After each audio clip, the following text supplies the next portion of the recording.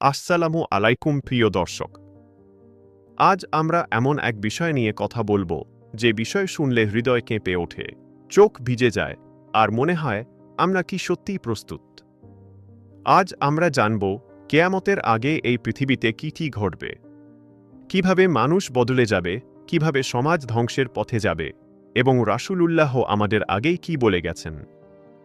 রাসূলুল্লাহ বলেছেন, কেয়ামতের আগে এমন সময় আসবে যখন মানুষ আর ভালো কাজকে ভালো বলবে না, মন্দ কাজকে মন্দ বলবে না।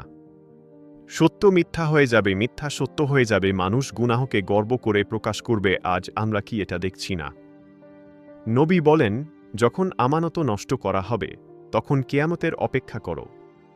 সাহাবীরা জিজ্ঞেস করলেন, ইয়া রাসূলাল্লাহ, আমানত কিভাবে নষ্ট হবে? তিনি বললেন, যখন অযোগ্য লোকদের হাতে নেতৃত্ব দেওয়া হবে। আজ কি নেতৃত্ব, দায়িত্ব, ক্ষমতা সবকিছু অযোগ্য লোকদের হাতে চলে যাচ্ছে না? রাসূল বলেছেন, শেষ জামানায় এমন নারী আসবে যারা কাপড় পরেও উলঙ্গ থাকবে। পোশাক থাকবে কিন্তু লজ্জা থাকবে না, চোখে হারাম, মনে হারাম, সমাজে হারাম স্বাভাবিক হয়ে যাবে। নবী বলেন, এমন সময় আসবে যখন মানুষ পরোজা করবে না, তার সম্পদ হালাল না হারাম। সুদ ছাড়া ব্যবসা চলবে না, ঘুষ ছাড়া কাজ হবে না, হারাম আয়কে বুদ্ধিমত্তা বলা হবে। হাদিসে এসেছে, মানুষ তার মাকে অবজ্ঞা করবে, বাবার অবাধ্য হবে, বন্ধুকে কাছে টানবে আর বাবাকে দূরে সরিয়ে দেবে। আজ কি বাবা মা বৃদ্ধাশ্রমে, আর মোবাইল আমাদের সবচেয়ে প্রিয় বন্ধু। রাসূল বলেছেন, কেয়ামতের আগে সময় ছোট হয়ে যাবে। আজ আমরা বলি, সময় কোথায় চলে যায় বুঝি না, এটাই সেই আলামত। নবী বলেন, কেয়ামতের আগে ফিতনা আসবে অন্ধকার রাতের মতো। যুদ্ধ, ভূমিকম্প, মহামারী, প্রাকৃতিক দুর্যোগ, একটার পর একটা বিপর্যয়।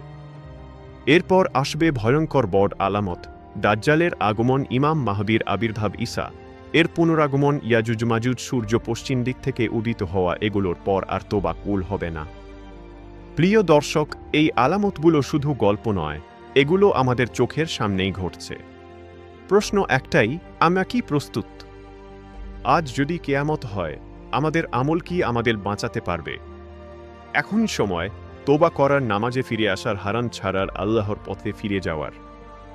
হে আল্লাহ, আমাদেরকে কেয়ামতের ফিতনা থেকে হেফাজত করুন, আমাদের ঈমানের উপর মৃত্যু দান করুন। আমিন।